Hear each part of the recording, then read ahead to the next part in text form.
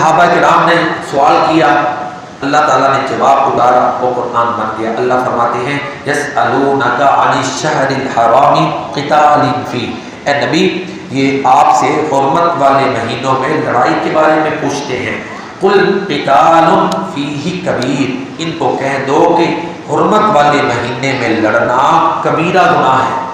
قل قتال فیہ کبیر وصد عن سبیل اللہ وکفر بہ والمسجد الحرام واخراج اہلہ منہ اکبر عند اللہ، اللہ کی راہ سے روکنا، اللہ کا کفر کرنا اور اللہ کے گھر سے عبادت کرنے والوں کو نکال دینا، یہ تین جرم اللہ کے ہاں حرمت والے مہینے میں لڑائی کرنے کے مقابلے میں زیادہ بڑے ہیں۔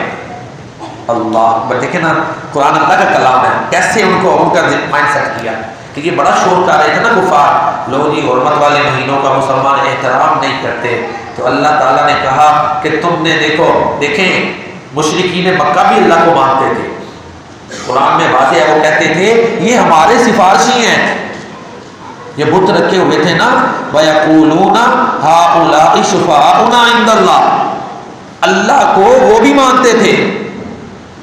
جب قرآن میں آتا ہے نبی سے پوچھو آسمان و زمین کس نے پیدا کی، تو کہتے تھے اللہ نے۔ سورہ عنکبوت پڑھ لیں، سورہ زخرف پڑھ لیں، ان سے پوچھو آسمان سے رزق تمہیں کون دیتا، کہیں گے اللہ نے۔ قُلْ مَن يَرْزُقُكُم مِّنَ السَّمَاوَاتِ وَالْأَرْضِ، آسمان و زمین میں جو چیزیں ہیں ان کا مالک کون ہے، کہیں گے اللہ۔ سورہ مومنون۔ اللہ کو وہ بھی مانتے تھے، حتیٰ کہ جب وہ کشتی میں سوار ہوتے تھے مشکل وقت آتا تھا، جب کشتی ہر پانی کی لہروں میں، وہ گرداب میں، وہ بھنور میں پھنس جاتی تھی تو اللہ کو خالص پکارتے تھے، ہے کہ نہیں؟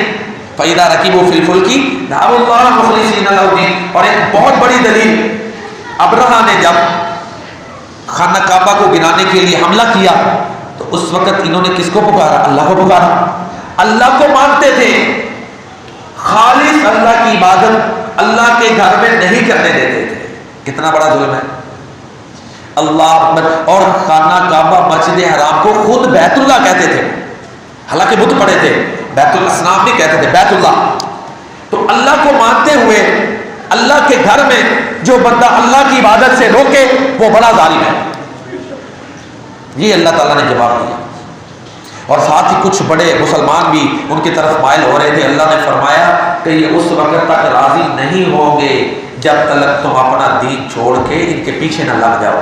تو دیکھیں نا، یہ صحابہ کرام کا سوال عملی سوال ہے، یہ بھی ہدایات لی ہے کہ حرمت والے مہینوں کے بارے میں اللہ اور اس کے رسول کی کیا تعلیمات ہیں، واضح کیا کہ حرمت والے مہینوں میں لڑنا کبیرہ گناہ ہے، تو انہیں بھی نہیں لڑنا۔ ہاں اگر کوئی اٹیک کر دے تو سورۃ توبہ میں آتا ہے پھر تم نے دفاع کرنا ہے، پہلے حملہ نہیں کرنا۔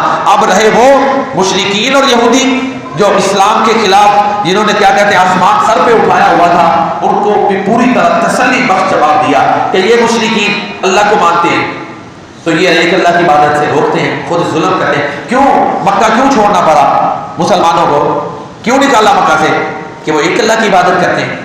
اور یہ خود بھی مشرکین کہتے تھے کہ یہ بت ہمارے سفارشی ہیں، اصل پاور اللہ ہے، اصل طاقت اللہ کے پاس ہے، خود بھی مانتے تھے، لیکن اس کی خالص عبادت کو برداشت نہیں کر رہے۔ صحابہ کرام کے سوالات فرضی نہیں تھے، وہ عمل کرنے کے لیے پوچھتے تھے، اور ان کے سوالات ہمہ جہت ہیں۔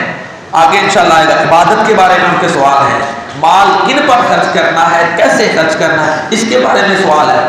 تباہت پرستی کو ختم کرنے کے لیے چاند کے بارے میں سوال ہے کہ چاند گرہن تھا نا ان کا عقیدہ کہ چاند یا سورج کو گرہن لگتا ہے کوئی بڑا فوت ہو جائے، بڑے اس طرح کے معاملات تھے، اس لیے انہوں نے چاند کے بارے میں بھی سوال کیے۔ تو صحابہ کرام کے سوالات میں قیامت تک جو آنے والے لوگ ہیں ان کے لیے رہنمائی موجود ہے، اور اللہ نے ان کو عظمتیں یہ دی ہیں، اللہ اکبر، کہ صحابہ کے سوالات کو اللہ نے قرآن بنا دیا ہے۔ کتنی عظمتیں ہیں، میرے اور آپ کے لیے رہنمائی کا ذریعہ بنا